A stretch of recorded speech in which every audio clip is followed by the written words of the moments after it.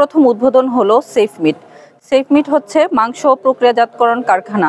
স্থানীয় বাজারে মাংস প্রক্রিয়াজাতকরণ কারখানা হচ্ছে অনেক বেশি অস্বাস্থ্যকর পরিবেশে মাংস প্রক্রিয়াজাতকরণ করা হয়, কিন্তু সেফ মিটের মূল উদ্দেশ্য হচ্ছে নিরাপদ, হালাল এবং হিমায়িত মাংস প্রক্রিয়াজাতকরণ।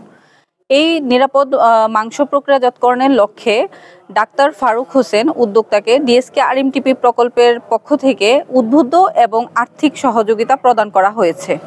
মাংস প্রক্রিয়াজাতকরণ কারখানা প্রচারণা এবং বিএসটিআই অনুমোদনের লক্ষ্যে মাংস প্রক্রিয়াজাতকরণ কারখানা বাবদ ৫ লক্ষ টাকা, বিএসটিআই এবং হালাল সার্টিফিকেশন বাবদ ৫৫,০০০ টাকা এবং প্রচারণা বাবদ ১৪,০০০ টাকা প্রদান করা হয়েছে। এই সেফ মিটের মূল উদ্দেশ্য এবং লক্ষ্য হচ্ছে সেফ অ্যান্ড হালাল মিট এভরি টাইম। লোকাল বাজারে নিরাপদ মাংস বিক্রির পাশাপাশি জাতীয় পর্যায়ে প্যাকেটজাত এবং নিরাপদ মাংস যেন ভোক্তা পর্যায়ে পৌঁছে যেতে পারে, এটাই হচ্ছে সেফ মিটের লক্ষ্য এবং উদ্দেশ্য। ডিএসকে আরএমটিপি প্রকল্প এবং ডিএসকে সর্বদাই উদ্যোক্তার পাশে আছে। ডাক্তার ফারুকের জন্য শুভকামনা রইল।